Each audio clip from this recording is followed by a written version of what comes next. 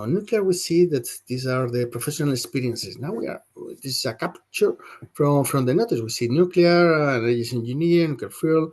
That's for the professional experience and the different tasks, right, or activities. So it gives us already the tone, the ideas that they're looking for, at least for the profile of field one, nuclear safeguards inspectors. But from there, we move to the Annex 2, typical duties. That's our favorite because it really contains the map for the knowledge or to the knowledge. So we see there that how they mention carrying out inspection states of nuclear fuel cycle. Then we move on. We say safeguards equipment and instruments for their use or on-site portable headquarters. So or point 4, implementing the nuclear cooperation agreements with third parties. Point 5, we see the International Atomic Energy Agency, the ITER project, and then statistical analysis of nuclear materials, delivery of nuclear safeguards training initiatives. So meaning that it's clear that any professional, any candidate to be part of this competition with a valid knowledge and valid background should have a deep knowledge on all these items, so on nuclear science, nuclear theory and practice. So we'll see some sources to gather that knowledge. Besides your books from the faculty, I guess that you already study this kind of science at the university. Otherwise, it becomes a bit difficult.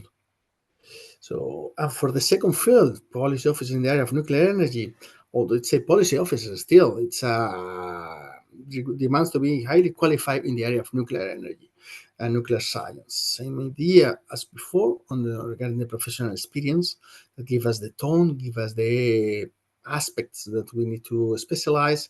And we go to the field number 2, the Annex 2.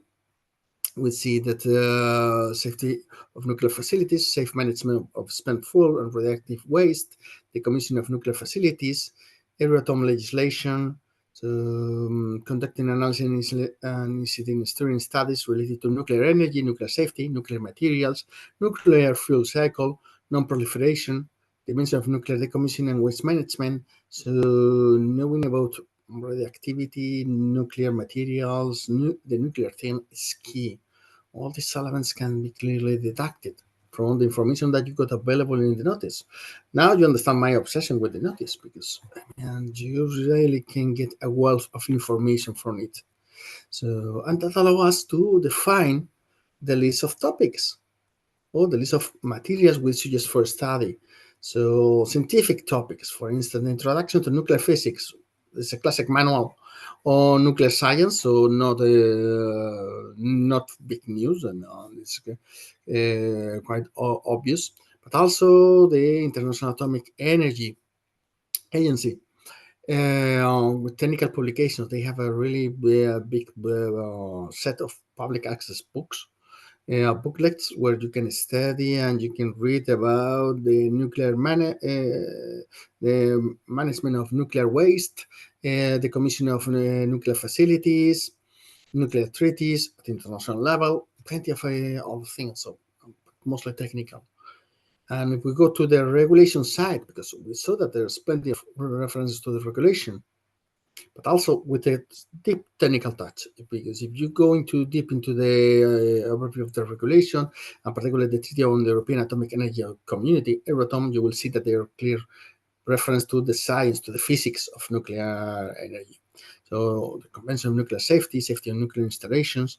So there's plenty of these elements that you need to cover. And the idea is not that you don't print all the legal documents and you study them, but you go reading them article by article with your book note, taking notes and trying to answer all these, not to answer, but to compile of the knowledge that you really need. Because sometimes we get a lot of pages, a lot of paper, but when we read it and we understand it, we see that what we really need is only a few lines engulfing the real knowledge, the deep insight that we need to face the exam, nothing else.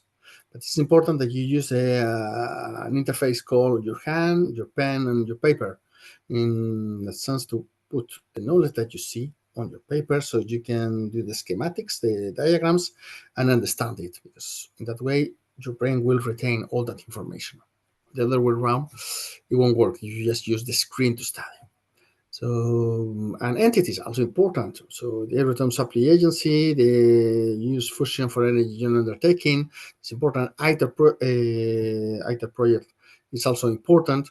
So there are plenty. We will put the ITER link later on, but you got the idea. So now you got real starting list to study and to prepare yourselves for this exam, because we know several of you came to us asking about this, and we promise we will come back to it.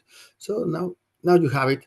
So good luck and good work above all to study on this part.